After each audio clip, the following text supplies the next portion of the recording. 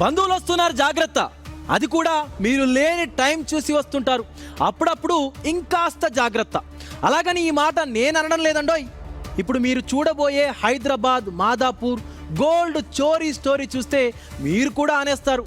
అదిగో మీరు వెంటనే క్వశ్చన్ మార్క్ ఫేస్ పెట్టేస్తున్నారు. సరే కానివ్వండి, నేను మాత్రం మీ ముచ్చట ఎందుకు కాదనాలి. అలాగే ఈ స్టోరీ చూపిస్తా. లేట్ చేయకుండా ఓ లుక్కేసేయండి. హైదరాబాద్ ఐటీ కారిడార్ పరిధిలోని మాదాపూర్ అయ్యప్ప సొసైటీ. ప్రశాంతంగా ఉండే ఈ ప్రాంతంలో జరిగిన బంగారం చోరీ కేసు ఇప్పుడు స్థానికంగా తీవ్ర చర్చనీయాంశంగా మారింది.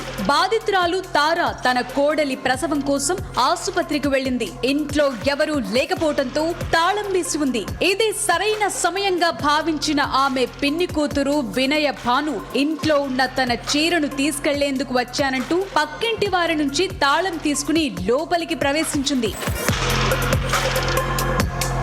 చీర కోసం వచ్చిన రాబంధువు భాను కన్ను కాస్త బీరువాలోని బంగారంపై పడింది. తానెప్పటి నుంచో ఈ జ్యువెలరీపై ఓ కన్నేసి ఉంచింది. దానికి తోడు ప్రెజెంట్ ఇంట్లో ఎవరు లేరు కాబట్టి ఓ ఛాన్స్ తీసుకుందామని ఫిక్స్ అయ్యింది. బీరువాలో ఉన్న సుమారు 100 గ్రాముల విలువైన బంగారు ఆభరణాలను దొంగిలించింది.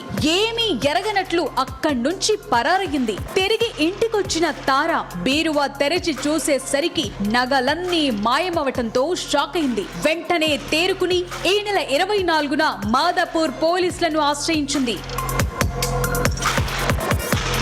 కంప్లైంట్ తీసుకున్న పోలీసులు ఈ కేసును ఒక సవాల్గా తీసుకున్నారు. ఘటనా స్థలంలో ఉన్న సీసీటీవీ ఫుటేజ్ ను అంగుళం వదలకుండా జల్లెడ పట్టారు. ఇంటికి ఎవరొచ్చారు, ఎప్పుడొచ్చారు, ఎంతసేపు ఉన్నారనే వివరాలను ఆరా తీశారు. అనుమానాస్పదంగా వచ్చి వెళ్లిన పిన్ని కూతురు వినయ భానుపై దృష్టి సారించారు. ఆమెను అదుపులోకి తీసుకుని పోలీస్ మార్క్ విచారణేంటో రుచి చూపించారు. అప్పుడు బయటపడింది అసలు నిజం. తానే బంగారం దొంగిలించినట్లు ఒప్పుకోవటంతో ఆమె దగ్గర నుంచి 100 గ్రాముల బంగారాన్ని స్వాధీనం చేసుకున్నారు.